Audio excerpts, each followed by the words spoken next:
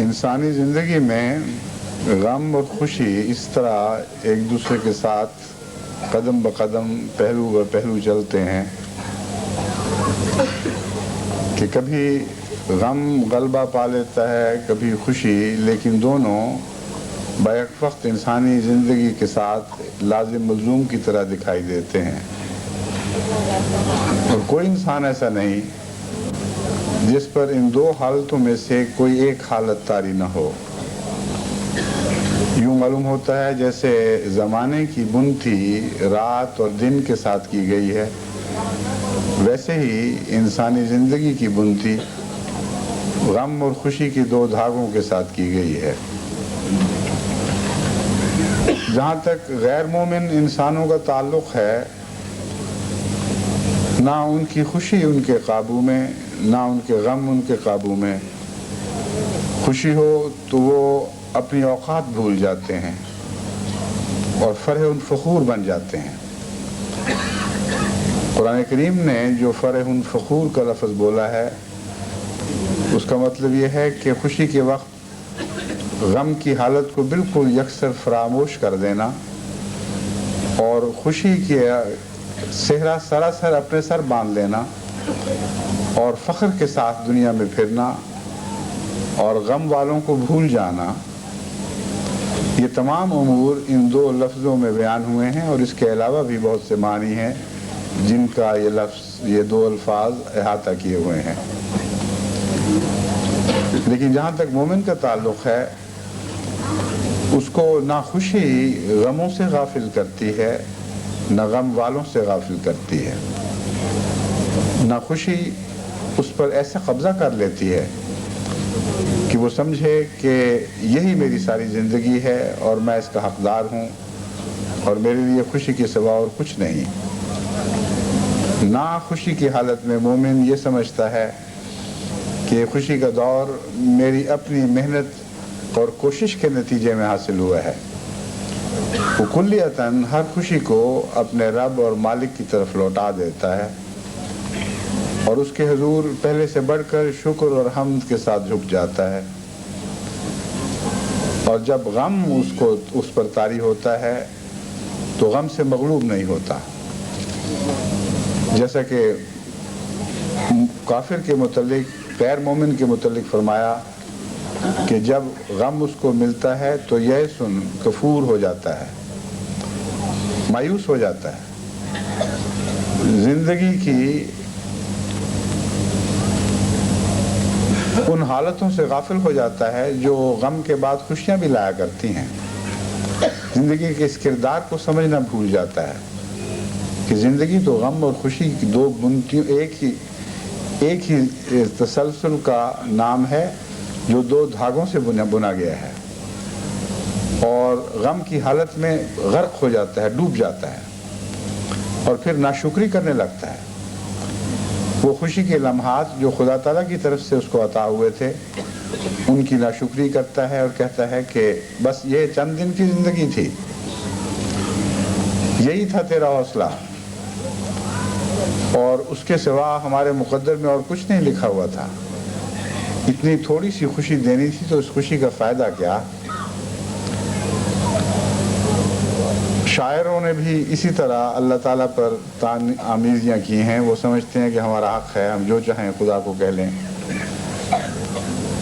کہتے ہیں یہی دو چار دن کی زندگی تھی تو اس دو چار گھڑی کی خوشی تھی، تو اس خوشی کا کیا فائدہ؟ دیکھے ہیں ہم نے حوصلے پروردگار کے، یہ 4 دن کی خوشیاں دے کر جو غم دے دیا، بس اتنا ہی حوصلہ ہے ہمارے پروردگار کا۔ یہ ساری باتیں یئسن کفور کے اندر داخل ہیں۔ خوشی کی غم کی حالت میں غم سے مغلوب بھی ہو جاتا ہے اور ان خوشیوں پر خدا کی ناشکری کرتا ہے جنہیں پہلے وہ سمجھا کرتا تھا کہ میرے ہاتھ کی کمائی ہے، فخر کرتا تھا۔ تو اگر اس کے ہاتھ کی کمائی تھی تو اس کا کام تھا ان خوشیوں کو دوام بخشنا۔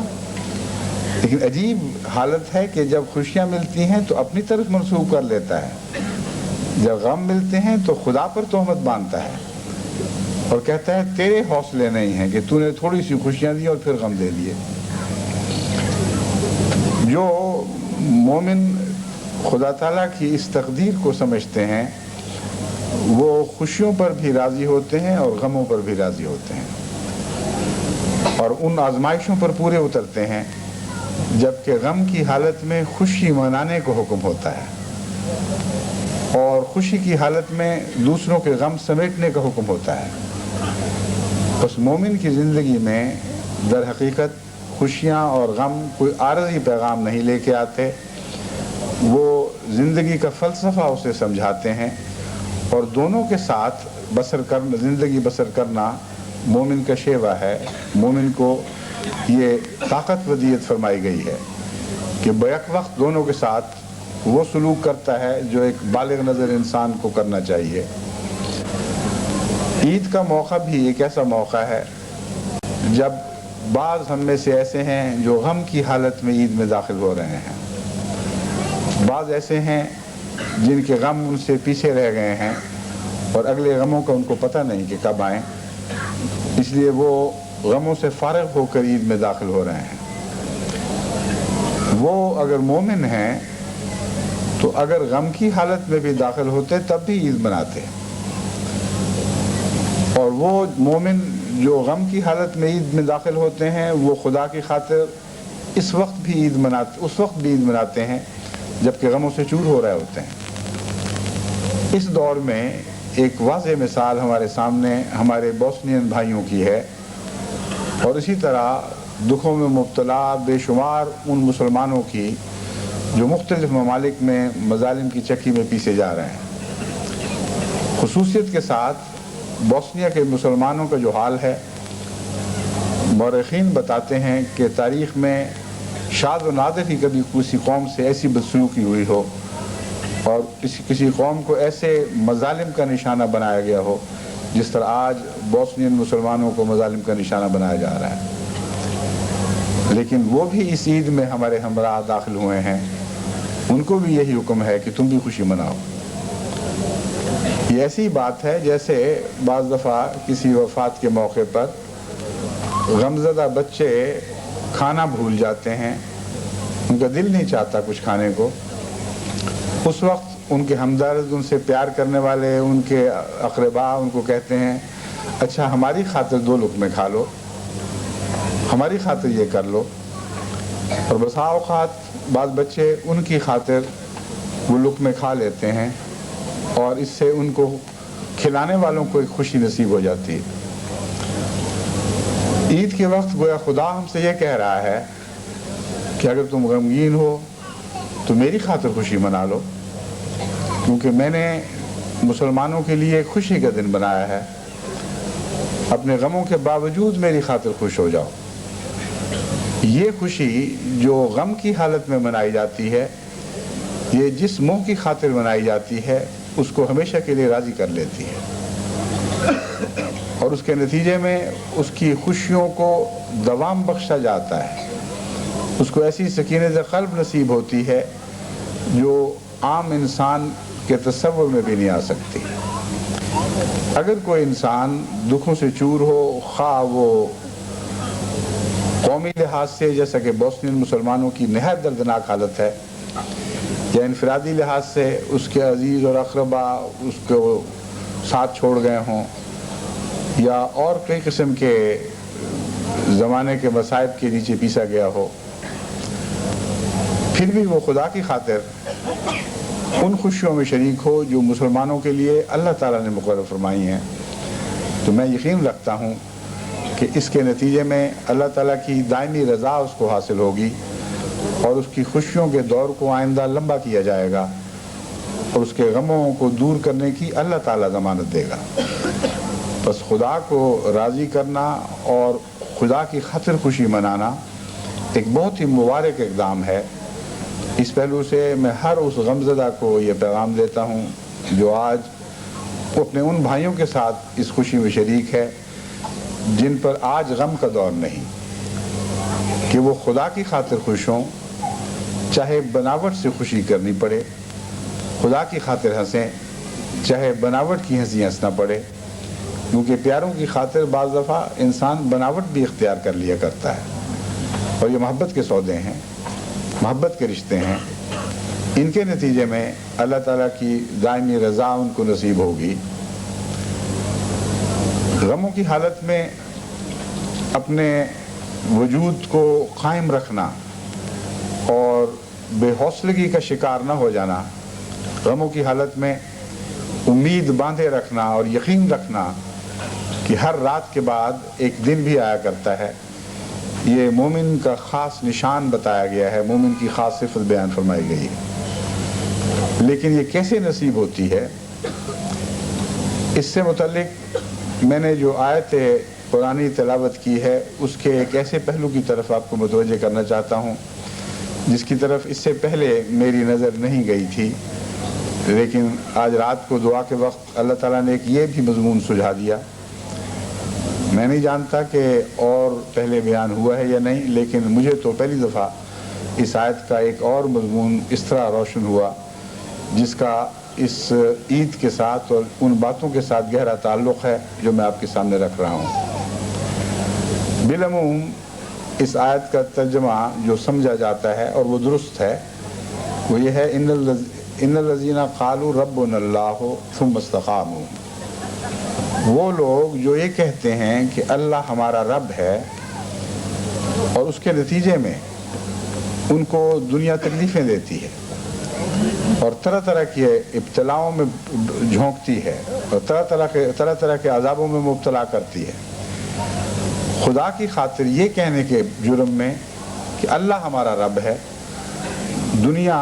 یہ بتانے ان کو یہ سمجھانے کی کوشش کرتی ہے کہ خدا تمہارا رب نہیں، ہم رب ہیں، ہم میں وہ طاقتیں ہیں جو تمہاری خوشیاں چھین سکتی ہیں، جو تمہیں غم عطا کر سکتی ہیں، اس لیے ہمارا خوف کرو۔ لیکن وہ اس دعوے پر قائم رہتے ہیں، استقام، وہ ثابت قدم رہتے ہیں اور دنیا کے خوف سے مغلوب ہو کر اپنے اس عظیم مقدس دعوے سے پھر نہیں جایا کرتے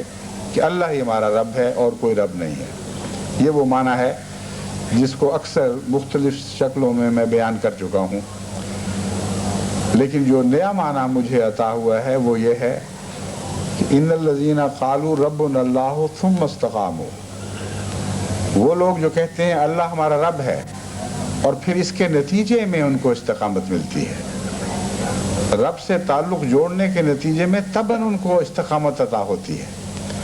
یہاں ثم کا معنی یہ بنے گا کہ جو کہتے ہیں اللہ ہمارا رب ہے اور سچائی کے ساتھ رب تسلیم کرتے ہیں اور رب بنا لیتے ہیں،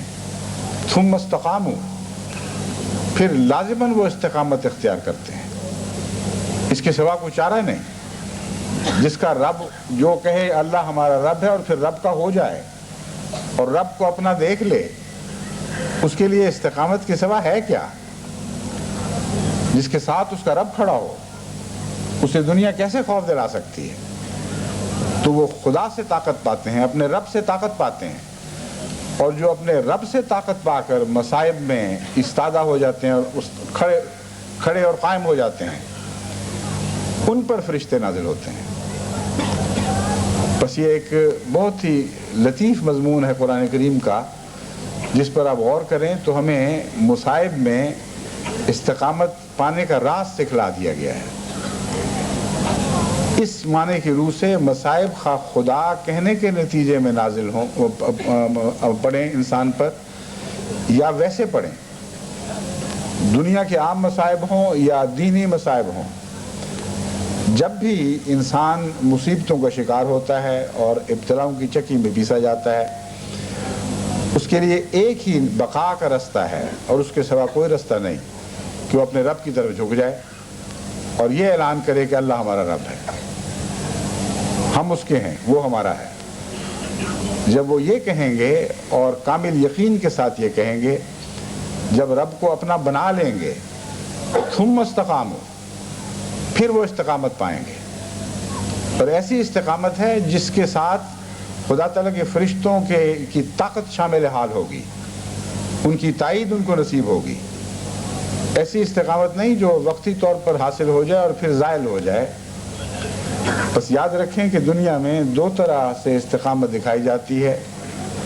یعنی غیر مذہبی دنیا میں اور مذہبی دنیا میں، دونوں پر برابر اس مضمون کا اطلاق پاتا ہے کہ دو طرح سے استقامت دکھائی جاتی ہے۔ ایک وہ استقامت ہے جو اللہ کو رب کہے بغیر اور اس مضمون کی گہرائی میں اترے بغیر انسان اپنی انسانی قوتوں سے کچھ حاصل کرتا ہے۔ وہ قومیں دنیا میں جو عظمت کردار رکھتی ہیں ان قوموں کو ایسی استقامتیں نصیب ہوا کرتی ہیں، لیکن ان استقامتوں کے نتیجے میں لازم نہیں کہ کچھ خوشخبریاں بھی ان کو ملیں، لازم نہیں کہ ان کے غموں کے دن خوشیوں کے دنوں میں تبدیل کیے جائیں۔ ایسی قومیں بھی ہیں جو ظلموں کی چکی میں پیسی جاتی ہیں اور پھر مٹ جاتی ہیں، ان کے نام و نشان مٹا دیے جاتے ہیں، لیکن ان کی استقامت ان کے کام نہیں آتی۔ ان کا نام تو تاریخ میں لکھ جاتی ہے، لیکن ان کے غموں کے دور کو خوشیوں کے دور میں تبدیل نہیں کر سکتی۔ لیکن بعض استقامت دکھانے والے اپنے رب کو اپنا بنا کر استقامت دکھاتے ہیں، اس سے طاقت پا کر استقامت دکھاتے ہیں، اس پہ کامل یقین رکھتے ہوئے استقامت دکھاتے ہیں۔ ان کے متعلق فرمایا گیا ہے ان الذین قالوا ربنا اللہ ثم استقاموا تتنزل علیہم الملائکہ۔ وہ لوگ جو کہتے ہیں اللہ ہمارا رب ہے اور پھر استقامت دکھاتے ہیں، تتنزل علیہم الملائکہ، ان پر کثرت سے فرشتے نازل ہوتے ہیں، یوں لگتا ہے جیسے جلدی میں آ رہے ہیں، ہجوم در جو ہجوم پہنچ رہے ہیں کہ سنبھالیں ان کو۔ کیا کہتے ہیں؟ تتنزل علیہم الملائکۃ الا تخافوا ولا تحزنوا، تمہیں غم تو پہنچے ہیں، نقصان بھی تمہارے ہوئے ہیں، لیکن خدا کا پیغام ہم تمہیں پہنچا رہے ہیں، تم نے اپنے رب کی طرف رجوع کیا، اپنے رب کی پناہ میں آئے، بس ہم خدا کی طرف سے تمہیں یہ پیغام دینے آئے ہیں، اب خوف نہ کرو، اب غم نہ کرو، جو کچھ ہو چکا وہ گزر گیا، اب جب کہ تم خدا کی پناہ میں آ چکے ہو تو اللہ تمہارا ضامن بنتا ہے، وہ ضرور تمہارے خوف دور کرے گا اور تمہارے غموں کا، تمہاری کھوئی ہی چیزوں کے غم اور حزن کا بدلہ تمہیں دے گا، اور جو کچھ تم کھو چکے ہو اس سے بہتر تمہیں عطا کرے گا۔ یہ کہتے ہوئے اس مضمون کو مزید واضح فرمایا گیا کہ کیا یہ آئندہ مرنے کے بعد کے وعدے ہیں یا اسی دنیا میں ایسا ہوگا؟ تو فرماتا ہے اللہ تخافوا ولا تحزنوا وابشروا بالجنۃ التی کنتم توعدون، تمہیں ہم اس جنت کی خوشخبری دیتے ہیں جس جنت کا وعدہ تم سے کیا گیا ہے۔ مان ذہن اس طرف جاتا ہے کہ او ہو، ہم تو سمجھے تھے کہ اس دنیا کے غم دور ہو جائیں گے، وہ حزن جو کھوئی ہوئی چیزوں کا ہمیں ملا تھا اس کا ازالہ ہوگا، اللہ تو جنت کی باتیں کر رہا ہے۔ اس وہم کے پیدا ہوتے ہی اس کا ازالہ کیا جاتا ہے۔ نحن اولیاؤکم فی الحیات الدنیا وفی الآخرہ،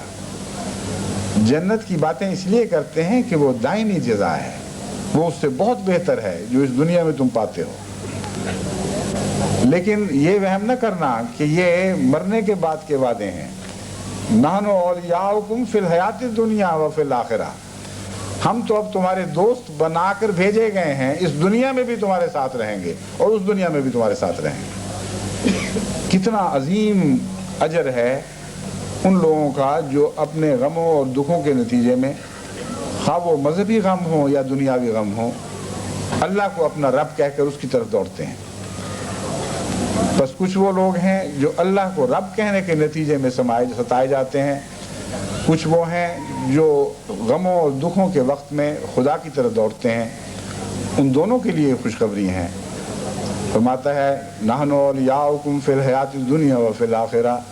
ولکم فیہا ما تشتہی انفسکم ولکم فیہا ما تدعون نزلا من غفور الرحیم۔ وہ جنت جس کا وعدہ دیا گیا ہے وہ آخرت کی بھی ہے اور اس دنیا کی بھی ہے، اور جو کچھ تم چاہتے ہو تمہیں عطا کیا جائے گا،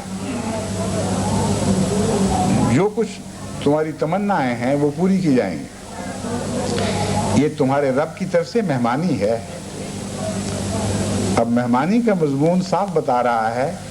کہ کچھ لوگ باہر سے بھاگ کر دوڑ کر خدا کی طرف آ کر اس کی جھولی میں آ بیٹھے ہیں. کچھ لوگ ایسے ہیں جو گھروں سے بے گھر ہوئے اور اللہ کی پناہ میں آ گئے. وہ سارے جو خواہ دنیا کے ظلموں کے نتیجے میں گھروں سے بے گھر ہو کر خدا کی پناہ میں آئے، یا اپنے طور پر بعض مصائب اور مصیبتوں کا شکار ہو کر اللہ کی پناہ میں داخل ہونے کی کوشش کرتے ہیں، ان سب کے لیے برابر یہ خوشخبری ہے، نزلا من غفور الرحیم. یہ غفور اور رحیم خدا کی طرف سے مہمانی ہے، میزبانی ہے اللہ کی جو تمہیں عطا کی جائے گی. بس میں اپنے بوسنین بھائیوں اور بہنوں کو خصوصیت کے ساتھ اور ان تمام مظلوموں کو خواہ دنیا کی کسی قوم سے تعلق رکھتے ہوں، خواہ مسلمان ہوں یا غیر مسلم ہوں، یہ خبر دیتا ہوں کہ اللہ تعالیٰ کی پناہ سب کے لیے موجود ہے. خدا کا دامن سب کے لیے کھلا ہے. خدا کے وہ دروازے جو خدا کی جنت میں داخل کرنے والے دروازے ہیں وہ سب پر وہاں ہیں. ان الذین قالوا ربنا اللہ میں اس سے پہلے ایمان کی شرط نہیں لگائی گئی، اگرچہ وہ اس کے اندر داخل سمجھی جاتی ہے، لیکن اگر تکلیف کے وقت تک ایمان نہیں بھی تھا تو ربنا اللہ کہنے کے ساتھ خود بخود انسان مومن بن جاتا ہے. تو خواہ انسان کسی بھی دین پر ہو، اگر وہ مظالم اور مصیبتوں کے وقت میں اللہ کو اپنا رب بنا لیتا ہے تو اس کے نتیجے میں اسے ایمان کا ایک اعلیٰ درجہ نصیب ہوتا ہے. اور جب وہ خدا سے طاقت پا کر استقامت دکھاتا ہے تو حسن عمل کی توفیق ملتی ہے. بس اگر آپ گہری نظر سے اس آیت کی طرز بیان کا مطالعہ کریں تو آپ کو معلوم ہوگا کہ ان الذین آمنوا وعملوا الصالحات کا مضمون ان الذین قالوا ربنا اللہ ثم استقاموا کے اندر داخل ہے، اور بچنے کا یہی ایک گر ہے، اس کے سوا اور بچنے کا کوئی طریق نہیں. بس میں اپنے بوسنین بھائیوں اور بہنوں کو خصوصیت کے ساتھ اور ان سب مظلوموں کو جو انسانوں کے ستائے ہوئے ہوں یا حادثات کے نتیجے میں دکھ پا رہے ہوں یا اپنی کمزوریوں اور غفلتوں کے نتیجے میں ان کو کچھ مصیبتیں پہنچی ہوں، یہ خدا تعالیٰ کے کلام سے یہ خوشخبری دیتا ہوں کہ تمہارے لیے نجات کا رستہ کھلا ہے.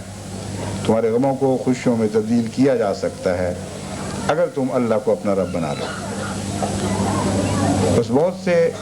ایسے مسلمان بھی ہیں جو غموں کی حالت سے پہلے خدا تعالیٰ سے غافل زندگی بسر کرتے ہیں، اور بہت سے مسلمان بھائی بوسنیا کے بھی ایسے ہیں جن کو ستایا تو خدا کے نام پر جا رہا ہے لیکن عملاً ان کی زندگی خدا سے خالی تھی. نام کے مسلمان تھے لیکن عبادتوں سے غافل اور عبادتیں کرنا جانتے نہیں تھے. میں سمجھتا ہوں کہ اس میں بوسنیا کی موجودہ نسلوں کا قصور نہیں ہے. واقعہ یہ ہے کہ ایک لمبے عرصے سے اشتراکی دنیا کی سازش کے نتیجے میں بوسنیا میں اسلام کو ایک جرم بتایا گیا اور جرم قرار دیا گیا، اور اس کے نتیجے میں سزائیں دی گئیں، اور ہر ممکن کوشش کی گئی کہ بوسنیا سے اسلام کا نام کلیتاً مٹا دیا جائے. سب سے زیادہ مشکل اسلام پر عمل اگر اشتراکی دنیا میں کہیں تھا تو بوسنیا میں تھا، اور البینیا میں بھی اسی قسم کے مظالم روا رکھے گئے اور اسی قسم کی سختیاں برپا کی گئیں، مگر بوسنیا کی کوئی مثال دکھائی نہیں دیتی دنیا میں. کہیں اسلام پر عمل کرنا اتنا مشکل نہیں تھا جتنا بوسنیا میں تھا. بس اس پہلو سے اگر وہ نسلیں کچھ کمزور پڑ گئیں، اگر دینی تعلیم کے ذرائع میسر نہ ہونے کے نتیجے میں وہ نمازوں سے غافل ہوئے، ان کو پتہ نہیں کہ دین ہے کیا، تو ان کا قصور نہیں ہے، ان ظالموں کا قصور ہے جنہوں نے پہلے اسلام ان کے سینوں سے نوچ کر نکالنے کی کوشش کی، اور اب جب کہ وہ ایسا کرنے میں ناکام رہے اور پھر بھی وہ لوگ اسلام کے نام سے محبت رکھتے رہے اور اسلام کے نام کے ساتھ چمٹے رہے، تب ان کے وجود کو مٹانے کی کوشش کر رہے ہیں. بس خدا تعالیٰ کی خاطر ہی ہے، خواہ بال ارادہ طور پر وہ اسلام کے متعلق کچھ جانتے ہوں یا نہ جانتے ہوں، جو کچھ مظالم ان پر توڑے جا رہے ہیں خالصتاً اللہ ہی کے لیے ہیں۔ بس اس لیے میں سمجھتا ہوں کہ ان کے لیے خدا کی پناہ میں آنے کا ایک ایسا موقع ہے جو دنیا کی دوسری قوموں کو اس شان کا موقع نہیں مل سکتا۔ خدا کی طرف آنے کے لیے کچھ کمانا پڑتا ہے، کچھ محنتیں کرنی پڑتی ہیں، کچھ ترک کرنا پڑتا ہے، اور عام حالات میں اللہ تعالیٰ کے فضل کے ساتھ یہ توفیق ملتی ہے، لیکن لمبی محنت کے دور سے۔ مگر جب خطرے کے حالات ہوں، جب غیر معمولی دردناک حالات ہوں، اس وقت خدا کا قرب ان لوگوں کے لیے آسان کر دیا جاتا ہے۔ بس اہل بوسنیا کے لیے یہ موقع ہے کہ آج ان کے لیے خدا کا قرب نسبتاً آسان ہو گیا ہے۔ پہلے بھی خدا ان کو میسر آ سکتا تھا، جیسے ہر مسلمان کو بلکہ ہر بنی نوع انسان کے فرد کو میسر آ سکتا ہے، لیکن بعض وقت ایسے ہوتے ہیں جبکہ ایک نعمت نسبتاً آسان کر دی جاتی ہے، قریب کر دی جاتی ہے۔ چنانچہ قرآن کریم اس مضمون کو بیان کرتے ہوئے فرماتا ہے وَإِذَا الْجَنَّةُ أُزْلِفَتْ۔ جنت تو ہر کسی کے لیے بنائی گئی ہے، یعنی ہر شخص جو جنت میں داخل ہونا چاہے اس کے لیے ایک طریقہ کار ہے، وہ اسے اختیار کرے، رستے مقرر ہیں، ان رستوں پر چلے تو جنت حاصل ہو جاتی ہے۔ لیکن بعض دنوں میں جنت دور نظر آتی ہے اور بعض دنوں میں قریب کر دی جاتی ہے۔ وہ ازلفت والا مضمون ہے جو آج یہاں اطلاق پا رہا ہے اور بوسنینز کے حالات پر صادق آ رہا ہے۔ اس کی مثال ایسی ہے جیسے بچے پر ماں کی نظر ہمیشہ رہتی ہے، بچے کو پیار کرتی ہے، اس کو قریب دیکھنا چاہتی ہے، مگر ہر وقت گلے سے چمٹائی تو نہیں پھرتی، ہر وقت اسے گودی میں تو نہیں اٹھائی پھرتی۔ لیکن جب خطرات ہوں، جب بچہ خوف محسوس کر رہا ہو تو اس کے قریب آ جاتی ہے، اسے اور قریب لے آتی ہے، اس کو گودی میں اٹھاتی ہے، اسے سینے سے چمٹاتی ہے، یوں لگتا ہے جیسے وہ اپنے وجود کے اندر داخل کرنے کی کوشش کر رہی ہو۔ بس ایسی قومیں جو خدا کے نام پر ستائی گئی ہوں، اگر وہ خدا کی طرف جانا چاہیں تو اللہ کا سلوک ان ماؤں سے زیادہ بڑھ کر پیار اور محبت کا ہوگا جو خوف زدہ بچوں کی مائیں ان بچوں سے کیا کرتی ہیں۔ بس میں اہل بوسنیا کو اس عید پر ایک دائمی عید کی خوشخبری دیتا ہوں۔ اگر وہ آج خدا کی طرف لوٹیں اور خدا کو اپنا بنائیں، اسے ربنا اللہ کہیں اور ربنا اللہ یقین کریں، تو میں یقین دلاتا ہوں کہ ان کے غم ضرور دور کیے جائیں گے۔ وہ حزن جو ان کو حاصل ہوا ہے سب کچھ کھونے کے بعد یا کچھ کھونے کے بعد، اس کا بدلہ اللہ تعالیٰ انہیں عطا فرمائے گا، اس سے بہت زیادہ دے گا جو انہوں نے کھو دیا ہے۔ اور اصل خوشخبری تو یہ ہے کہ دائمی جنت کی خوشخبریاں ان کو دی جاتی ہیں، اللہ تعالیٰ کی مہمانی ان کو نصیب ہوگی، اور یہی پیغام دوسرے دنیا کے مصیبت زدگان کے لیے ہے، ان مسلمانوں کے لیے ہے جو خواہ ہندوستان میں دکھ اٹھا رہے ہوں یا عراق میں دکھ اٹھا رہے ہوں یا کسی اور جگہ فلسطین میں دکھ اٹھا رہے ہوں، برما میں دکھ اٹھا رہے ہوں۔ آج کل تو دنیا میں ہر جگہ جہاں مسلمان ہے وہ دکھوں کی آماجگاہ بنتی جا رہی ہے۔ آج کل تو اسلام کی دشمنی اتنی بھیانک شکل اختیار کر رہی ہے، اس طرح ننگی ہو کر باہر آ رہی ہے جیسے کوئی جانور اپنی اصلیت اس وقت ظاہر کرے جب اسے چھپنے کی ضرورت نہ رہے۔ وہ کہانی آپ نے پڑھی ہوگی کہ ایک بچی کو کسی نے اس کی نانی کے لیے ایک پھولوں اور پھلوں کی ٹوکری سجا کر دی اور اسے خوب سجا کر بھیجا کہ اپنی بیمار نانی کو دے آؤ۔ کہانی کی روح سے اس کے پہنچنے سے پہلے بھیڑیا وہاں پہنچ چکا تھا اور اس کی نانی کو کھا گیا تھا، اور نانی کو مار کر جتنا کھایا گیا، کھانے کے بعد کہانی کے مطابق وہ نانی کا لباس لے کر اس کے بستر میں آرام سے لیٹ گیا کہ اب جو بھی نانی کو ملنے آئے گا میں اس کو بھی کھا جاؤں گا۔ چنانچہ وہ بچی جب اندر داخل ہوئی تو جب تک اس کے قریب نہیں آئی وہ نانی بن کے لیٹا رہا، اور جب اتنا قریب آ گئی کہ وہ اسے پکڑ سکے تو اچانک اس نے اپنے پنجے نکالے، اپنے دانت ظاہر کر دیے اپنی اصل مکروہ اور خوفناک صورت میں اس کے سامنے ظاہر ہوا۔ کہانی کی روح سے وہ بچہ بچا لیا گیا، کہانی کی روح سے اس بھیڑیے کو ہلاک کر دیا گیا، مگر یہ تو کہانی کی باتیں ہیں۔ وہ لوگ جو پہلے اسلام کے لیے بظاہر نرم گوشے رکھتے تھے، جو اسلام کے لیے ایسے لبادے اوڑھ کر ان سے تعلق رکھتے تھے، مسلمانوں سے تعلق رکھتے تھے جن لبادوں سے خوف نہیں آتا تھا، جھوٹی نانیاں بنی ہوئی تھیں، جھوٹی مائیں بنی ہوئی تھیں، اب حالات نے ایسا پلٹا کھایا ہے کہ وہ مسلمانوں کو اپنے پنجے میں پکڑا ہوا دیکھتے ہیں، اور وہ اس بات کی اب قطعاً کوئی پرواہ نہیں کرتے کہ مسلمان ان کے دانت بھی دیکھیں، ان کے پنجے بھی دیکھیں، ان کے دکھ محسوس کریں۔ کہانی کی روح سے تو اس بھیڑیوں کو مارا گیا، لیکن امر واقعہ یہ ہے کہ ایسی صورت میں کسی ایسی بچی کا بچنا ممکن نہیں۔ لیکن میں خدا کی زبان میں آپ کو پیغام دیتا ہوں کہ مسلمانوں کے لیے آج بھی بچنے کی صورت ہے۔ اگر وہ ربنا اللہ کہیں تو خدا کی قسم ان بھیڑیوں کو مارا جائے گا جو ان کے خون کے درپے ہیں، وہ جو ان کو عذاب دینے پر تلے ہوئے ہیں وہ عذاب میں مبتلا کیے جائیں گے، کیونکہ یہ کہانی کی باتیں نہیں ہیں، یہ کلام الہی کی باتیں ہیں۔ اللہ کا قول ہے جو ضرور صادق ہوگا، جو ضرور صادق ثابت ہوگا۔ خدا کے کلام میں کوئی غلط بات، کوئی جھوٹ، کوئی مبالغہ نہیں ہے۔ بس جب خدا فرماتا ہے ان الذین قالوا ربنا اللہ ثم استقاموا، تو ان مظلوم بچیوں کے لیے بھی جو بھیڑیوں کا نشانہ بننے والی ہیں اس میں خوشخبری ہے، وہ پناہ ان پر بھی آئے، ان پر بھی سایہ فگن ہوگی۔ ان معصوم قوموں کی مثال بچیوں کی سی ہے جن کے اختیار میں ان کا دفاع نہیں ہے، جو بھول پنے میں آج بھی اپنے دشمن کو اپنا ہمدرد سمجھ رہی ہیں،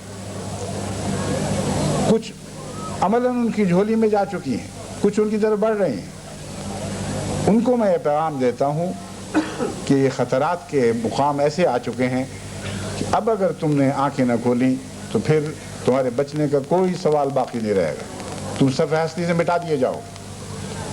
آنکھیں کھولو اور دیکھو کہ دشمن کون ہے اور کیسا ہے،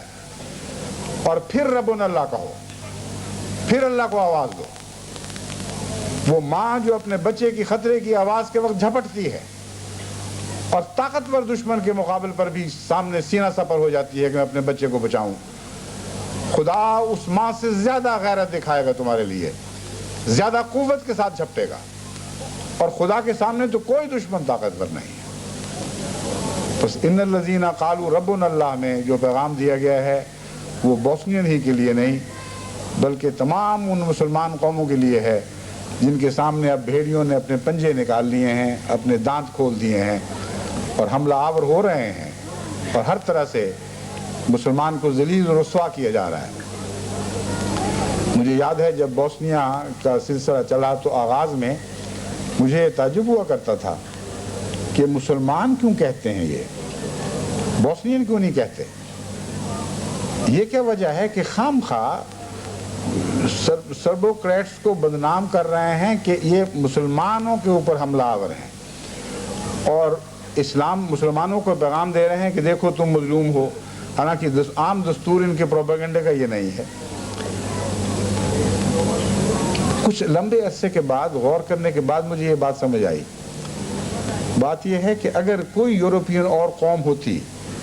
جس کے ساتھ اس مسلمان کا لیبل نہ لگا ہوتا اور اتنا لمبا عرصہ اتنے خوفناک مظالم کا نشانہ بنائی جاتی تو یورپین ملکوں میں ان کے حق میں انقلاب آ جاتا، وہ حکومتیں ٹوٹ جاتی جو ان کے لیے ہتھیار لے کر ان ظالموں پر حملہ آور نہ ہوتی۔ ناممکن تھا کہ مغربی مزاج اس بات کو برداشت کر لیتا کہ اتنے خوفناک مظالم یورپ کے اندر توڑے جا رہے ہیں، اور وہ لوگ جن کو کردوں کی اتنی ہمدردی تھی کہ کردوں کے نام پر لاکھوں کو ویسے تباہ و برباد کر دیا جن کا قصور بھی کوئی نہیں تھا، وہ آج کہاں ہیں؟ کیوں ہمارے یورپین بھائیوں کی حفاظت کے لیے وہ کمر بستہ نہیں ہوئے؟ یہ سوال تھے جو اٹھنے تھے لازماً، اور ان سوالوں کا توڑ یہ کیا گیا ہے کہ شروع سے آخر تک ان کو معلوم تھا کہ یہ مظالم توڑے جا رہے ہیں، توڑے جائیں گے اور بڑھتے چلے جائیں گے، اور ہم نے کچھ نہیں کرنا۔ اس کا دفاع یہ ہے اپنے ظلم کا کہ ہمارے خلاف ہماری قومیں نہ ہو جائیں، کہ پروپیگنڈے کے ذریعے بتایا جا رہا ہے کہ بھائی یہ مسلمان ہیں، مسلمان ہیں، مسلمان ہیں، تم نہیں ہو، یورپین حیثیت ان کی اور ہوگی، اصل حیثیت ان کی مسلمان کی ہے، اور مسلمان تو بڑی گندی قوم ہے، مسلمان تو بڑی نوع انسان کے لیے خطرہ قوم ہے، اس لیے مٹنے تو اگر مٹتے ہیں تو۔ اس پروپیگنڈے کے باوجود پھر بھی کثرت سے ایسے شرفاء ان لوگوں میں ملتے ہیں، ایسی خواتین ہیں جنہوں نے اپنے آپ کو وقف کر رکھا ہے مسلمین کی ہمدردی میں، ایسے مرد ہیں جو جان خطرے میں ڈال کر ان کے لیے خوراک اور بعض دوسری چیزیں پہنچانے میں ہر ممکن کوشش کر رہے ہیں۔ یہ استثنائی صورتیں ہیں، یہ قومی صورت نہیں ہے۔ میں جس صورتحال پر تنقید کر رہا ہوں وہ انفرادی نہیں بلکہ قومی ہے، وہ ایک اجتماعی صورت ہے۔ اس اجتماعی صورت میں مسلمان کہہ کر در حقیقت یہ انتظام کیا گیا تھا کہ کثرت کے ساتھ رائے عامہ ان حکومتوں کے خلاف نہ اٹھ کھڑی ہو جو حکومتیں یہ ظلم روا ہوتا دیکھ رہی ہیں اور خاموش بیٹھی ہیں۔ بس کوئی اور پناہ ہے ہی نہیں، ایک ہی پناہ ہے اور وہ خدا کی پناہ ہے۔ اگر کوئی اور پناہ ہوتی تو پھر بھی کچھ کوشش کرتے کہ ہم اس طرف جائیں گے۔ میں اپنے بھائیوں اور اپنی بہنوں اور بچوں کو بتا رہا ہوں کہ خدا کی پناہ کے سوا کوئی پناہ باقی نہیں رہی۔ اگر اس پناہ میں بھی تم نہ آئے تو پھر تم کہانیاں بن جاؤ گے، تم تاریخ کے ورقوں میں پھولوں کی طرح نہیں کانٹوں کی طرح تلاش کیے جاؤ گے۔ اس لیے ان الذین قالوا ربنا اللہ کا پیغام سن کر اس کھلے ہوئے رحمت باری کے دروازے کی طرف دوڑو، اس پناہ کی طرف دوڑو جو قرآن کریم نے تمہارے لیے 1400 سال پہلے سے بنا کر رکھی تھی اور مقدر کر رکھی تھی، اور ہمیشہ تمہارے لیے یہ مقدر رہے گی۔ ربنا اللہ کہو اور اپنے رب کی طرف دوڑو، انشاءاللہ تمہارے سارے غم دور کیے جائیں گے، تمہارے سارے خوف باطل کر دیے جائیں گے۔ اللہ پہلے بھی ایسا کرتا رہا ہے اور اس بات پر قادر ہے۔ اور جہاں تک ان غفلتوں کا تعلق ہے جن کے نتیجے میں تم اسلام سے غافل رہے ہو، تو اللہ تعالیٰ نے ساتھ ہی یہ خوشخبری دی ہے کہ وہ بخشنے والا اور رحم کرنے والا ہے۔ جیسا کہ فرمایا نحن اولیاؤکم فی الحیات الدنیا وفی الآخرہ ولکم فیہا ما تشتہی انفسکم ولکم فیہا ما تدعون نزلا من غفور الرحیم۔ کیسا عمدہ پیغام ہے جس نے یہ خوف بھی دور کر دیے کہ ہم تو گناہگار لوگ تھے، ہم تو اس سے پہلے خدا سے غافل رہے تھے۔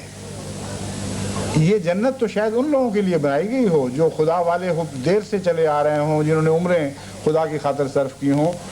جو خدا کی جنت کے مستحق بنے ہوں۔ فرمایا یہ بات نہیں ہے، تم جب بھی میرے پاس آئے ہو،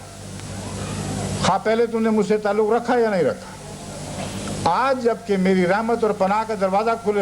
کھلا سمجھ کر دوڑے چلے آئے ہو، تو میں بتاتا ہوں یہ مہمان نوازی غفور الرحیم کی طرف سے ہے، ایسے خدا کی طرف سے ہے جو بہت مغفرت کرنے والا ہے، بہت بخشش کرنے والا ہے، بار بار رحم کرنے والا ہے۔ بس کس کے لیے کون سے خطرے کا مقام باقی رہا ہے؟ ہر مومن کے لیے عظیم خوشخبریاں ان آیات میں رکھی گئی ہیں، اور ایسی عیدیں عطا کرنے کا وعدہ ہے جو عیدیں دائمی ہیں، جن کا تعلق ایک دن کے ساتھ نہیں کہ وہ آیا اور چلا گیا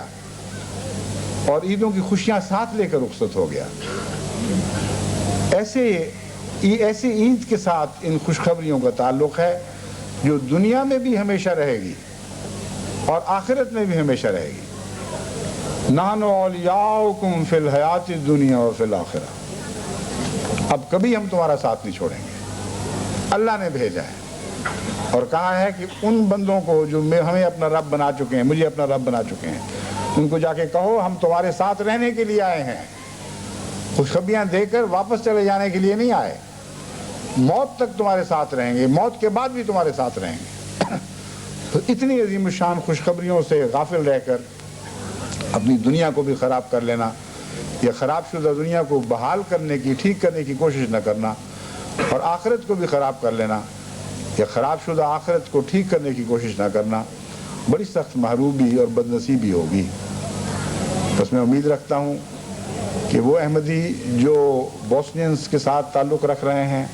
ان کی خدمتیں کر رہے ہیں،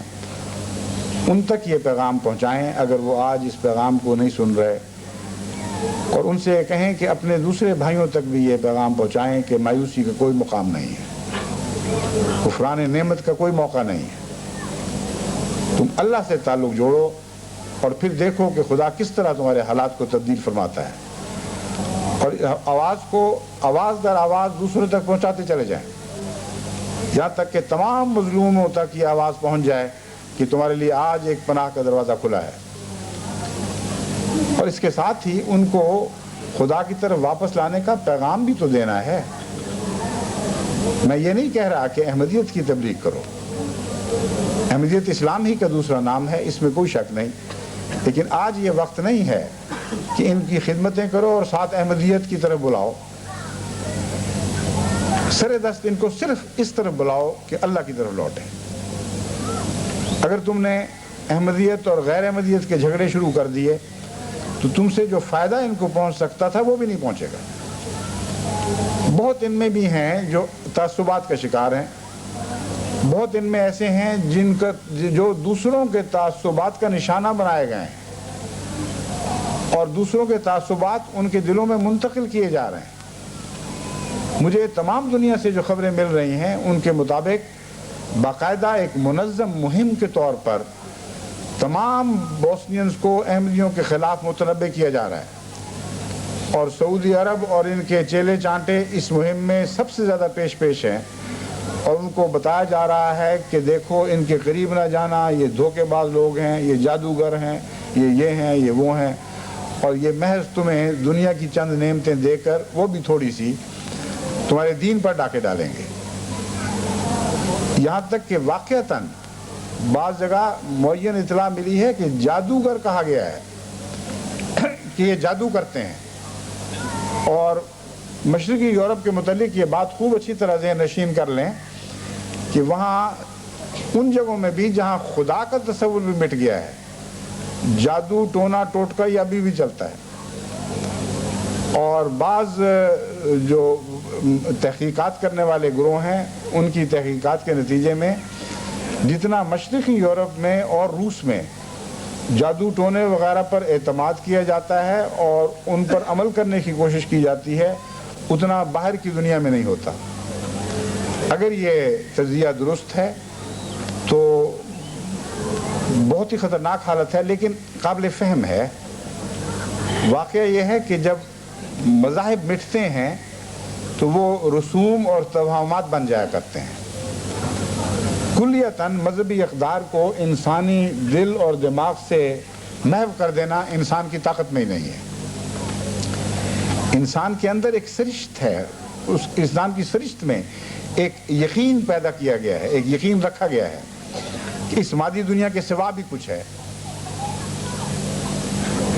الستو بربکم قالوا بلا کا ایک مضمون ہے جو تمام انسانی فطرت میں جاری و ساری ہے۔ دنیا کے کونے میں جہاں بھی انسان بس رہے ہیں، وہ خدا کے قائل ہوں یا نہ ہوں، ان کی ضمیر کے اندر گہری ایک آواز ہے، گہری ضمیر کے اندر گہرائی سے آواز اٹھتی ہے کہ کچھ ہے صحیح۔ بس جو خدا کے قائل نہیں ہوتے وہ پھر جادو ٹونے ٹوٹ کے جن بھوت اس قسم کی چیزوں کے قائل ہو کر ان کی طرف دوڑتے ہیں۔ تو جہاں تک بوسنین کا تعلق ہے، بعض جگہوں سے معین مجھے اطلاع ملی کہ نہ صرف یہ کہ ان کو کہا گیا، وہ لوگ ڈر بھی گئے، ان کو بتایا گیا کہ یہ تو جادوگر ہیں، تم پر جادو کر کے تمہیں اپنا لیں گے اور ان سے بھاگو ورنہ تمہارے ایمان پر ڈاکہ پڑ جائے گا۔ کسی حد تک یہ بات درست ہے، یعنی ساری جھوٹی نہیں، کچھ نہ کچھ سچ ضرور ہے۔ مجھے یاد ہے حضرت اقدس محمد رسول اللہ کے متعلق جو حدیث آتی ہے کہ حضرت اقدس محمد مصطفیٰ صلی اللہ علیہ وسلم کے متعلق بھی آپ کے دشمنوں نے، اہل مکہ نے ارد گرد یہی مشہور کر رکھا تھا کہ جادوگر ہے، قریب نہ جانا، جادو چل جائے گا۔ چنانچہ ایک بڑھیا ایک دفعہ مکے میں اس حال میں داخل ہوئی کہ سخت ڈرائی گئی تھی اور ڈرتے کانپتے جا رہی تھی، سامان بہت سا بوجھ اٹھایا ہوا کہ میں جس بستی میں جا رہی ہوں یہاں تو ایک بہت بڑا جادوگر ہے، کہیں اس رستے سے نہ گزروں جہاں سے وہ جادوگر گزرتا ہے۔ تو ہر رستہ چلتے سے یہ پوچھتی تھی کہ وہ ایک جادوگر ہے سنا ہے یہاں، بہت خطرناک، اس کے جادو سے کوئی بچ نہیں سکتا، مجھے بتاؤ جس رستے پہ میں جا رہی ہوں جہاں میں نے جانا رستے میں تو نہیں وہ آتا کہیں؟ تو لوگ ہنستے تھے، مذاق کرتے اور بتا دیتے تھے یا نہیں بتاتے تھے، بہرحال یہ پوچھتی جا رہی تھی۔ کتنے میں ہمارے آقا مولا حضرت محمد مصطفیٰ صلی اللہ علیہ وسلم اس کو آتا ہوئے دکھائی دیے۔ بڑھ کر بڑھیا نے ان سے یہ پوچھا کہ میں نے سنا ہے یہاں کوئی جادوگر بستا ہے، اس کا جادو چل جاتا ہے۔ اب فرمایا بی بی تم نے بوجھ بڑا اٹھایا، وہ کمزور ہو، لاؤ مجھے اپنا سامان اٹھاؤ، کہاں جانا میں تمہیں چھوڑ آتا ہوں۔ اور اس بات کا جواب نہیں دیا جو اس نے سوال کیا تھا۔ جب اس کے گھر تک پہنچا دیا، اس کا بوجھ اس کے دروازے کے سامنے رکھ دیا، تب فرمایا کہ دیکھو میں نے تمہارے سوال کا جواب اس لیے نہیں دیا تھا کہ تم ڈر کر مجھے خدمت سے محروم نہ کر دو، اور میں جانتا ہوں کہ تم بہت تھکی ہوئی تھی اور تم نے بہت بوجھ اٹھایا ہوا تھا، اس لیے اس خاطر میں نے نہیں بتایا تھا۔ وہ شخص جس کو جادوگر کہا جاتا ہے وہ میں ہوں۔ اس بڑھیا نے کہا پھر خدا کی قسم تیرا جادو چل گیا ہے۔ سچ کہتے تھے وہ کہ تیرے جادو کا کوئی توڑ نہیں، یہ محمدی اخلاق کا جادو ہے جس کا کوئی توڑ نہیں ہے۔ دنیا ان کو محمدی اخلاق کے جادو سے ڈرا رہی ہے، لیکن خدا کی قسم آپ کا جادو ضرور چلے گا۔ اب محبت اور اخلاق سے، تبلیغ کی خاطر نہیں، بنی نوع انسان کی ہمدردی کی خاطر، اس جذبے کے ساتھ جس جذبے کے ساتھ حضرت محمد رسول اللہ نے اس بڑھیا کی خدمت کی تھی، اس طرح ان کمزوروں اور مصیبت زدگان کی خدمت کریں، ان کے بوجھ اٹھانے کی کوشش کریں۔ پھر کون ہے جو آپ کا جادو روک سکے گا؟ میرے آقا و مولا محمد کا جادو جاوداں جادو ہے، جیسے کل زندہ تھا وہ آج بھی زندہ ہے، ویسے ہی کل زندہ رہے گا۔ بس یہ جادو تو چل کر ہی رہنا ہے، اسے دنیا میں کوئی روک نہیں سکتا۔